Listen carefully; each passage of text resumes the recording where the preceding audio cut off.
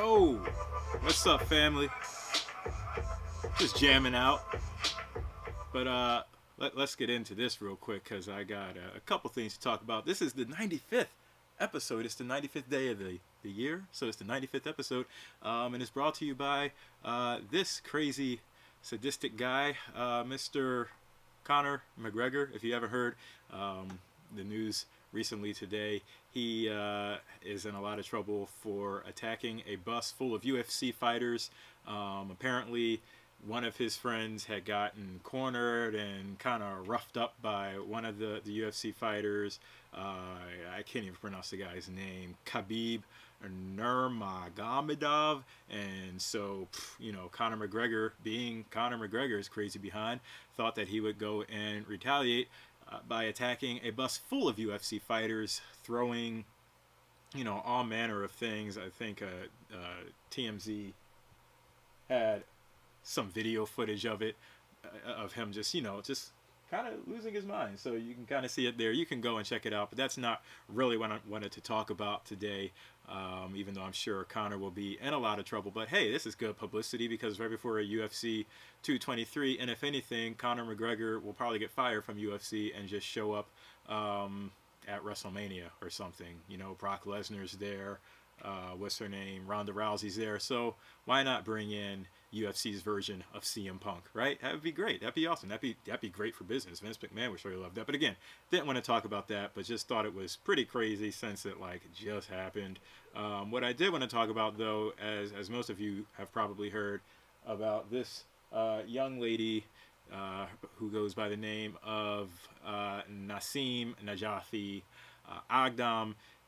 She, on Tuesday, I believe it was, of this week, went to YouTube headquarters and attempted to kill people.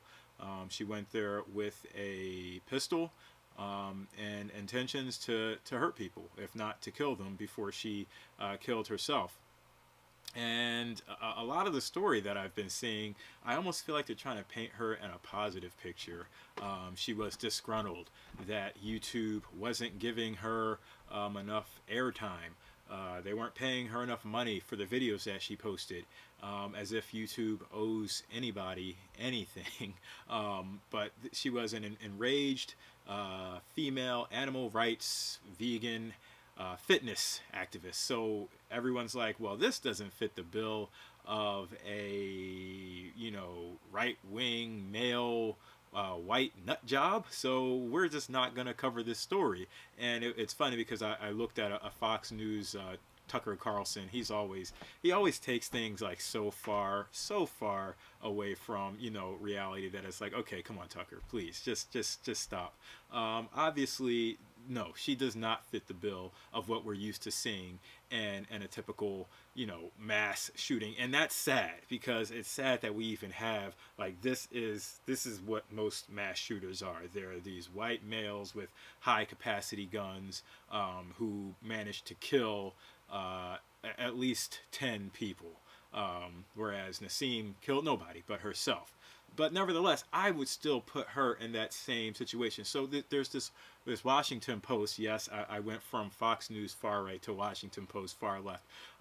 This Washington Post article says, few would have guessed the next shooting to make national news would be carried out by a female animal rights activist enraged at YouTube for demonetizing her fitness videos. And because YouTube shooter Nasim Aghdam doesn't fit into the familiar narratives of the gun epidemic, those on the right have taken to Twitter to create narratives on their own. But I don't think they have to create narratives on their own, because this should fit. She should be part of the gun epidemic. Look, she had a gun and she used it to terrorize people. She fits the gun epidemic narrative and she fits the terrorist narrative. Now she's from Iran. I don't know if this article also says she's Muslim, so it says this was another instance of Islamic terrorism, someone else, and Aghdam was Muslim, although this article says she was not a Muslim, so it doesn't fit anything under Islamic terrorism. Other people said she was an illegal immigrant, which also was not right. Her father, her brother, they're all legal residents of the U.S. I'm not sure if they're actually full citizens, but they are legal residents. And then some even said that she was an artificially intelligent robot. Like, I mean, I see people just fishing for things, but you don't have to fish for anything here, folks. She had a gun. She meant to do harm.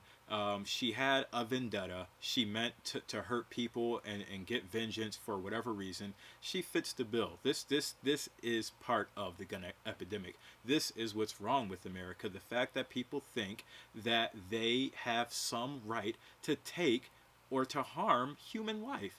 And it's surprising coming from someone who is a female animal rights, vegan, fitness person, because that should be the last person who wants to take someone's life. It kind of reminds me in a way of Harvey Dent and his quote, "You either die a hero or you live long enough to see yourself become the villain." And from everything I saw from, like, you know, all the glorify, because I really felt like they were trying to glorify this woman to make her seem like some sort of YouTube martyr, that, you know, we've been vilifying YouTube for so long because of adpocalypse and all these other things, that, you know, now all of a sudden someone comes and shoots up, you know, YouTube headquarters, and first everyone was like, oh, please don't let this be over apocalypse. But I kind of think people were hoping, yeah, I hope finally someone, you know, gave YouTube's their 2 cents, because some of the coverage just seems like they're glorifying her. They're showing all her videos and things like that, and it's just kind of crazy.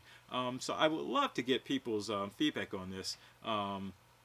Just continuing in this article, one contingent even postulated that the name Nasim is traditionally male, so Aghdam must have been a transgender woman. After all, another added, cis women would never do such a thing. And for pro-gun commentators less prone to conspiracy theorizing, Aghdam was the exception that disproves the rule. No longer conservatives could liberals argue that angry white males with semi-automatic rifles were the greatest threat to American civilians. And I would argue that yes, they are. Yes, they are, until we start seeing, you know, more of this type of person actually doing that. And I hope that we don't see more. I just don't want to see any more shootings of any kind. Can we just keep it like that? So again, there's a problem with the argument that we see in general, that, you know, somehow this doesn't fit the bill. To me, it does completely. Thank you, Fox News, for that awesome coverage. This does completely. Nasim fits the bill, and I believe that we need to continue to have this conversation about guns and gun control. And this is the thing. Now, sure, you can say, you know, she didn't kill anybody.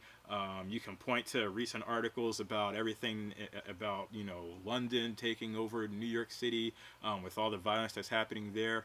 It still doesn't mean that guns aren't being used as potent weapons to hurt, if not kill, others. So let me know what you all think about this. Does she fit the narrative of the gun epidemic story that we've been talking about, of the terrorist, similar to how I've been covering like the Parkland shooter, and how I would have also covered, you know, the shooter from Las Vegas, and any other shooter, and anyone who means to do people harm? Does she fit the bill, or does she somehow become some sort of a side story to these main stories? I believe she fully fits the bill, and I'm glad that, you know, again, just like the Parkland shooter and all those other folks, I'm glad she is off of the streets. In this case, she decided to kill herself, and I'm glad that she did. That's all I've got to say, folks. Let me know what you think, and I will see you all tomorrow. Let's throw on some more So Excited, and yeah, I'll see you all tomorrow. Peace out. Why does my music never play? All right, I'm leaving now. There we go.